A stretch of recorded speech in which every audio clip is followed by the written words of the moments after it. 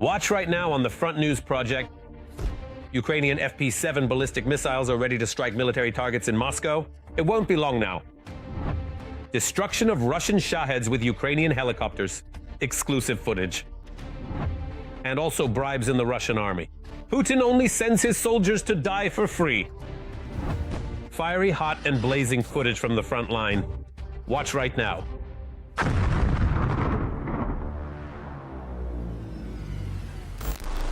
Greetings, this is Volodymyr Tymoshenko with you, and we're starting right away with the main topic. Ukraine is beginning test strikes with the new FP-7 ballistic missile. This was reported by the manufacturer Firepoint. It is reported that Ukraine has already conducted the first launch of the new missile and is moving on to testing it on Russian targets. What is this new weapon in Ukraine's hands? What makes this FP-7 ballistic missile unique? And which enemy targets will it be able to strike? All the details in our report. The domestic defense industry has prepared a powerful response to the Russian occupiers, the FP-7 ballistic missile. The strike radius of this weapon can reach several hundred kilometers and will depend on its configuration. The target range is about 300 kilometers. The warhead weighs around 150 kilograms. The maximum speed is 1,500 meters per second. The flight time is about 250 seconds, which means its average speed is approximately 800 meters per second. The FP-7 is called a copy of the Russian missile for the S-400 surface-to-air missile system. The Ukrainian ballistic missile FP-7 is referred to as an analog of the American ATACMS missile. Its target range makes it an analog of the American ATACMS. The ATACMS has a similar range, about 300 kilometers. However, the FP-7 is several times cheaper. The price will be 2.2 times lower than even the simplest ATAC-MS, and the range is still 300 kilometers depending on the warhead weight. Well, it's probably not as compact as the ATAC-MS because it's a clone of an air defense missile. According to Dennis Schtillerman, the chief designer and co-founder of the company Firepoint, which manufactures the missile, the high cost of ballistic missiles is due in part to the bureaucratic burden placed on militech companies. However, the Ukrainian authorities have eased this burden for domestic manufacturers by allowing ballistics to be codified as UAVs. The basic version of the Ukrainian FP-7 ballistic missile has already successfully passed all stages of testing. This is a clone of the S-400 missile, a Soviet missile. Based on this missile, we created a ballistic missile with a relatively short range up to 300 kilometers. You saw its tests, there was a flight. Now we are moving on to testing it on our beloved neighbors. So, according to Schtillerman, the company manufactures almost all the components for the missile, from engines to flight controllers. The only exception is the warhead, which is produced to order. FP-7 is an exclusively Ukrainian product. The Ukrainian side will not be asking for any special permission to use its own long-range strike assets to hit military targets located deep on the territory of the Russian Federation. This stands in contrast to previous situations, as was the case, for example, when they were using French-made Scalp missiles or British Storm Shadows, or even the advanced ATACMS systems produced by the United States. The missiles are planned to be launched from mobile launchers disguised as ordinary trucks, making them difficult to detect. Deploying the system can take about 15 minutes. Just to give you an idea, that's 300 kilometers. The recent Ukrainian strikes on a stationary target, specifically the Kremlin plant in Bryansk, have clearly demonstrated that there are plenty of legitimate targets. To be more specific, there are an extensive and abundant number of defense industry manufacturing enterprises and Russian Aerospace Forces air bases located across Russian territory. It should be noted that in the P-7 strike zone, there will also be air bases used by the attack aviation of the occupying country's armed forces. These include the Milerovo Air Base and the Baltimore Air Base. But that's not all. Military expert Dmitry Snegiryov also names other legitimate targets for strikes on Russian territory. Accordingly, legitimate military targets include stationary facilities, enterprises of the military-industrial complex, the energy sector, and logistics supply bases of the Russian army. one of the largest oil refineries will also be within the strike zone. This refers to the Novoshakhtinsk refinery, which is exclusively affiliated with meeting the logistical needs of the occupying country's army. In parallel with preparations for the serial launches of the FP-7, the Ukrainian engineer is actively working on its older sister, the FP-9 missile, which will have a much greater range. The FP-9 will have a longer range and will be able to strike at distances of 800 to 850 kilometers. The first tests of this long-range modification are scheduled for the beginning of the summer season. The company already has all the necessary resources to move on to the practical phase of testing. A city like Moscow can only be effectively reached with ballistic missiles. Effectively.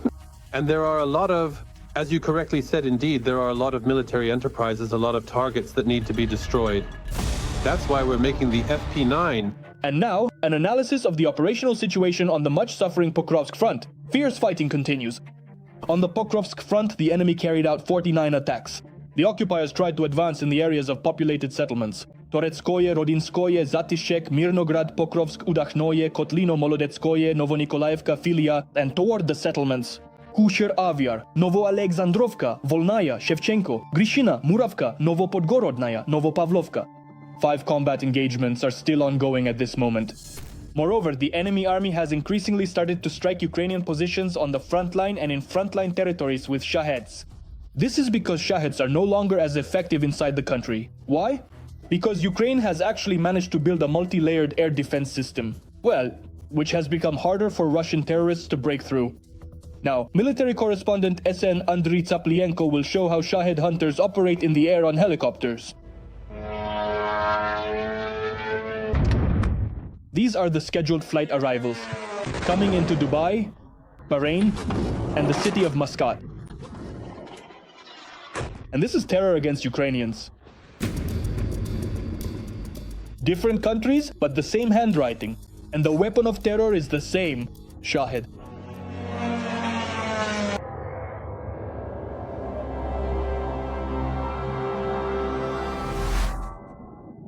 I won't be revealing a military secret if I say helicopters. To this day, it is one of the most effective means of combating Shaheds. Why? You'll see in a moment.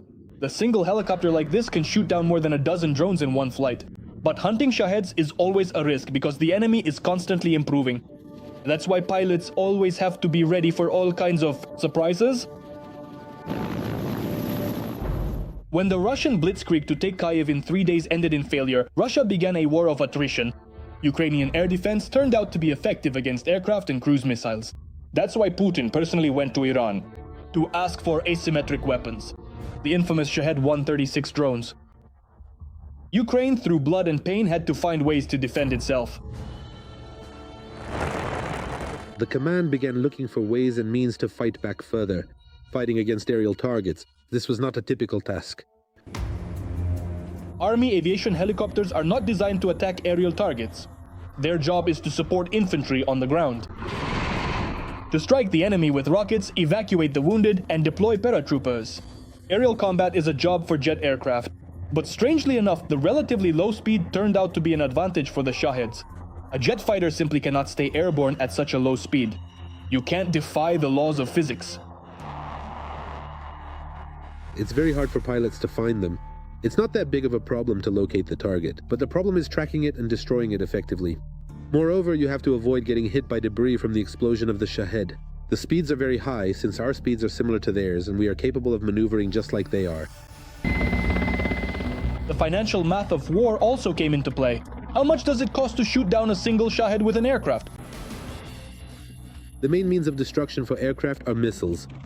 There is a huge difference in cost between a missile as a means of destruction and a Shahed. We realized that using missiles from our air defense systems is very expensive, and we found one of the solutions. That solution is helicopters. So a helicopter with a door gunner became the logical solution. Such aircraft are sent on aerial hunts every day and every night by the 12th Army Aviation Brigade. This is a machine gun mount caliber 7.62 by 51. It's the NATO standard. The door gunner in this crew is one of the youngest in the armed forces. He just celebrated his 19th birthday. How many Shaheds have you shot down? Honestly, I haven't counted, but it's enough. Chasing Shaheds requires coordinated work from the entire crew. Here's one target beneath the helicopter. The drone is maneuvering at low altitude. It's staying closer to populated areas. We're flying at the drone's speed. We've caught up with it. This is something a jet fighter can't do. Right now, everything on board is focused on helping the gunner shoot down this treacherous drone. This drone, although unarmed, maneuvers just like a regular Shahed. This is a training flight. While the skies are free of real threats, the crews are taking advantage of the moment to practice their actions to perfection on Ukrainian analogs of enemy drones, so that in a real combat situation, they don't put the lives of people on the ground or on board the helicopter at risk. It's preferable to hit the engine. There are cases when a bullet hits the warhead. That means there will be an explosion and a significant risk of damaging the helicopter with debris. Unfortunately, the enemy understands the specifics of Ukrainian tactics and is trying to outplay our pilots. At first it was just a matter of changing routes, but now the strike Shaheds have become guided. At first the Shaheds flew straight like an iron, but over time, Shaheds that can maneuver started to appear. That is, they change course, change altitude, they can fly straight, and then when they spot a helicopter, they start moving up, down, right, left.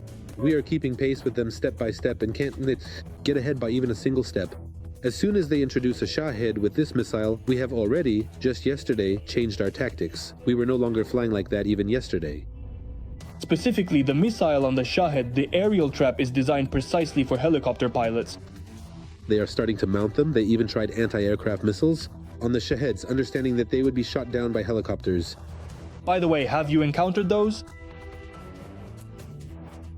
No, I haven't come across such Shaheds, but I have personally shot down Shaheds that were equipped with cameras, and that Shahed was controlled, 100% controlled by a UAV operator. He saw you? Yes, he definitely saw us because we saw how the cameras from that Shahed were looking at us, you understand? And the nature of its maneuvers no longer resembled just a target maneuvering, it was essentially an aerial battle. The situation is complicated by the fact that the combat sortie will almost certainly take place at night.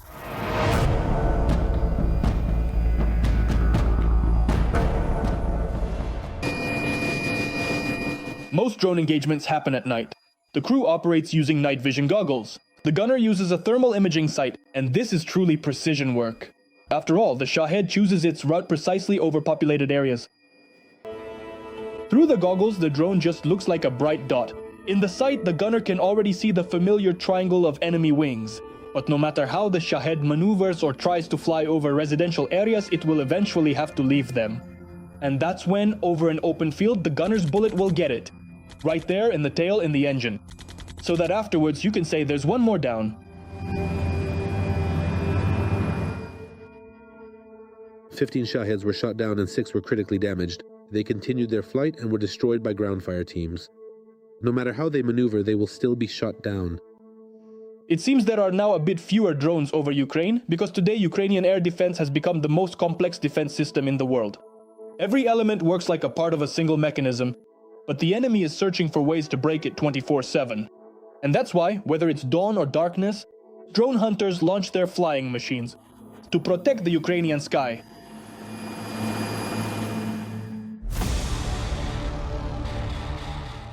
Well then, now we're moving to the Kostiantynivka direction of the front. The enemy is going wild here too. In the Konstantinovka direction, the occupiers today stormed the positions of our defenders 31 times in the areas of the settlements of Pleshcheyevka, Ivanopolia, Stepanovka, Rusinyar, Sofiivka, and in the direction of Konstantinovka, Ilyanovka, and Novopavlovka.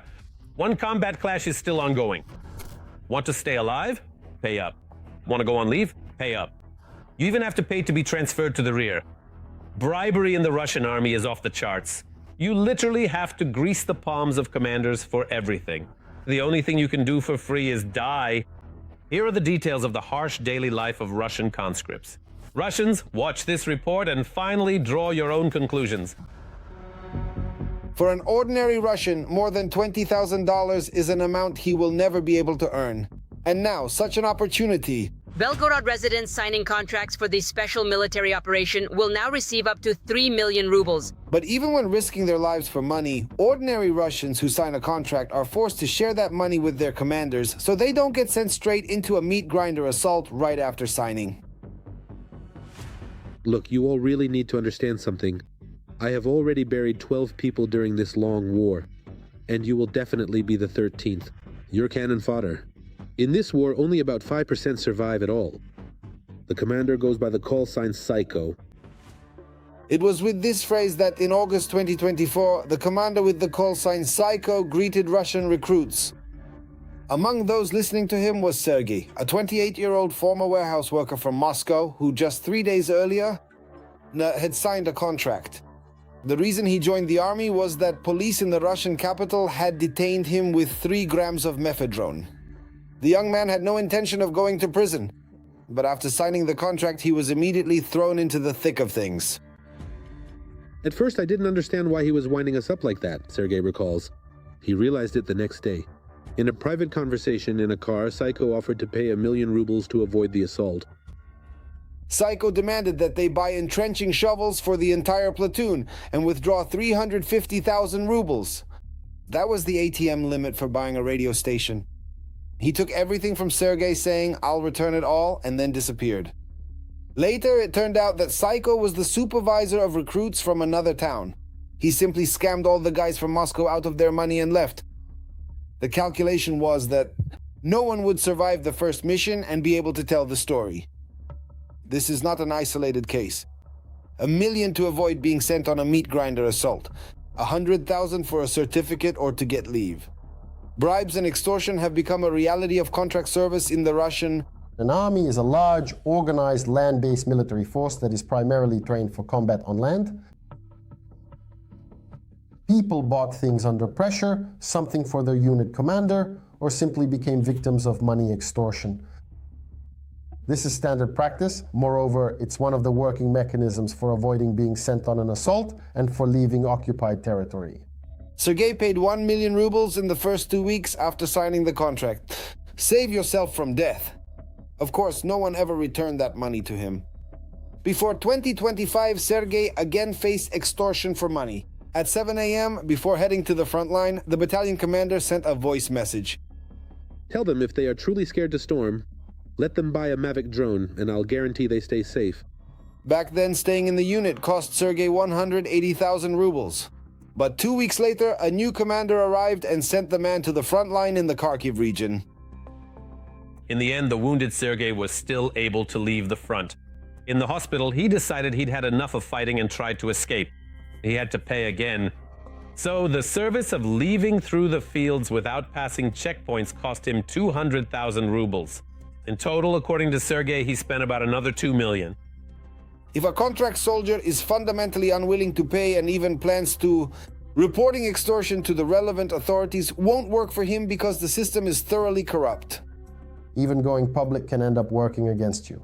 Yes, because if you told your relatives, it means you probably have a phone you used to do it, right? So you're in the wrong and everything will only be used against you. The only thing that might happen is you get lucky and the person extorting money from you ends up getting caught in one of those crackdowns if they need to meet a quota for catching a certain number of corrupt officials. You might just get lucky and the person extorting money from you gets caught by accident. Yes, caught up in that quota system. Many Russians, when signing a contract, plan to earn money and improve their situation, but after signing, they realize that it's a one-way ticket. Basically, it's a one-way trip, and if you don't pay, sometimes you lose literally everything you've earned.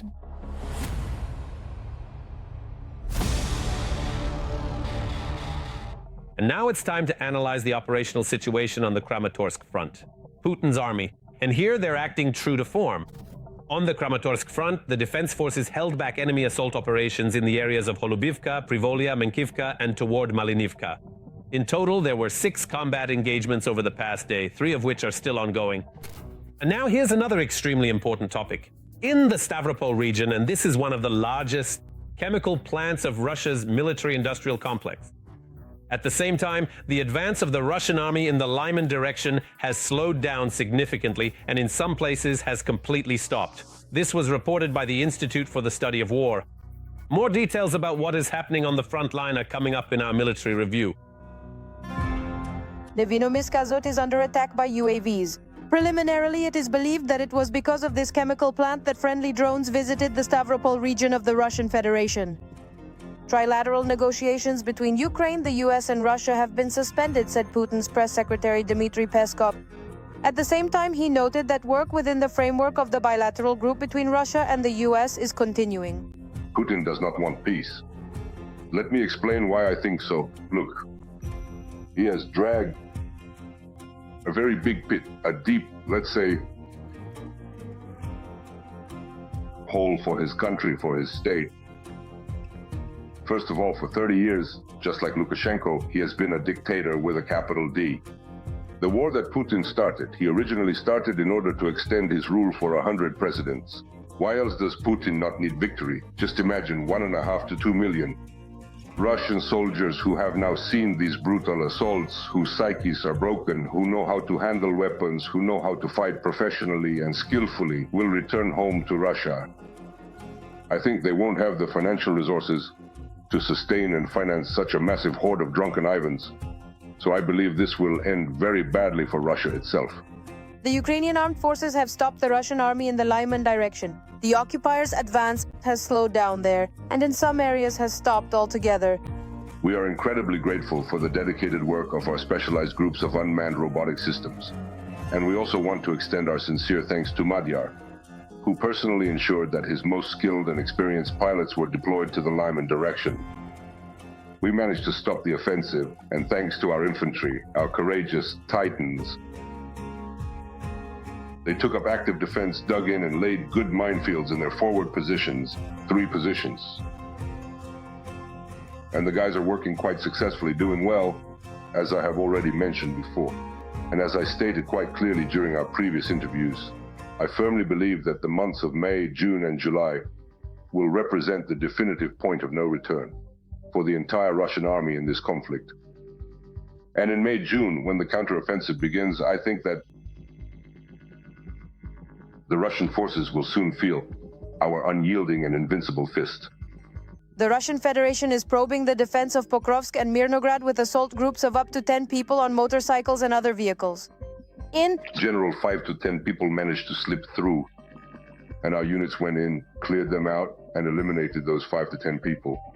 There is no effectiveness in their actions. As for their losses, the bloggers are shouting that they entered Artemovsk, that they entered somewhere else and somewhere else again. Well, just because they went in as a group of 3 or 4, waved their flag, and in the evening, they were destroyed and buried together with that flag. In the report for March 18th, Ukrainian military note that Russian forces are trying to fully capture Pokrovsk and Mirnograd. However, units of the Ukrainian Defense Forces are holding their positions on the northern outskirts of these settlements. We see reserves being transferred from the Pokrovsk direction to the Lyman direction, from the Lyman direction to the Zaporizhia direction. This indicates that the Russians lack mobilization and are seriously short on reserves, and there is no longer a sufficient mobilization resource to launch continuous assaults. Therefore, the situation in Pokrovsk has now stabilized. We are holding an active defense. Our guys, the Titans, are working professionally and competently. That's why right now these roughly approximately 70% of the entire overall amount of Russian drones over Kiev are already being shot down with interceptor drones. This has become one of the key achievements of the new defense industry and is significantly cheaper than traditional air defense systems. And now a more detailed look at the situation on the Lyman sector of the Ukrainian Armed Forces front. And here they are stopping uninvited guests. On the Lyman front, Ukrainian soldiers repelled 12 attacks by the occupiers toward the settlements of Lyman, Drobyshevo, Stavki, Dibrova, and in the areas of Novovodyanov and Novoyehorivka. Now let's move to the Middle East. Iran has confirmed the death of the country's Secretary of the National Security Council, Ali Larijani, following Israel's statement about his elimination in an airstrike. Israel also announced the elimination of Iran's Minister of Intelligence. He survived the first strike. And what do you think? After this, rumor has it that Putin stopped appearing in the Kremlin, fearing that something might come flying his way too. Here are the details. In Iran, the Secretary of the National Security Council, Ali Larijani, was eliminated. He died as a result of an airstrike. According to the council's office, Larijani's son Morteza and a group of devoted bodyguards also died with him. On this occasion, Iranian President Masoud Pezeshkian expressed his condolences and promised harsh revenge. This is the main problem with fanatical people, let me put it that way. When people don't care whether they'll be killed tomorrow or not, what matters to them is to kill as many others as possible before they themselves are killed. That's the kind of philosophy that exists now, and it lives on in many representatives, let's put it that way, of that system. Again, the one that was created by the Ayatollah regime, both Khomeini and Khamenei and their followers. The Islamic Revolutionary Guard Corps announced that it had launched massive strikes on Israeli territory in response to the death of its official. At the same time, Iranian forces struck American military bases in Qatar, Bahrain, the UAE, Kuwait, and Saudi Arabia. This really demonstrates that intelligence feels at ease, feels completely free. American and Israeli aircraft are in the skies over Iran. That's how freely they feel. This is Israeli intelligence, which has all the data on who is where, in which bunkers, and who is present. And most importantly, they have, let's say, the necessary calculations for how these bunkers can be struck. Also, according to sources from the New York Times, after Larijani's death, Iranian officials in Tehran became more concerned for their own safety. According to one of them, the authorities in Iran are afraid that Israel will not stop. Not until all Iranian leaders are killed and the regime is overthrown. The fighting continues. And this leads to thoughts that, let's say, are now being voiced in the global media, that there is a model in Iran for what to do if there are no leaders. There is always a sense that in order to defeat a country, you have to eliminate its leadership. In Iran, it seems to me that even the smallest details were planned out for the next steps. What will happen if this or that person is killed? Despite the fact that in another dictatorial country, Russia, the security system is better than in Iran or Venezuela, the likelihood of eliminating its leader, Putin, is also high. Now, in Russia, there is real concern that if the US gets a taste for such operations, they might start thinking, what if we did the same? Donald Trump, in order to boost the Republican Party's ratings, which are falling significantly because everything is pointing to the Democrats winning the November elections in the US due to disappointment with the Republicans. Right now, Russian strategists are more than certain to be worried about the possibility that someone in Trump's inner circle in America might get the idea, why don't we eliminate Putin? The only thing is, it won't happen right now. It will happen somewhere down the line. How long Putin will live will be shown by the Republicans' election campaign. And it's quite possible that in his drive to always be first everywhere, Trump will end up completing the chain of major eliminations.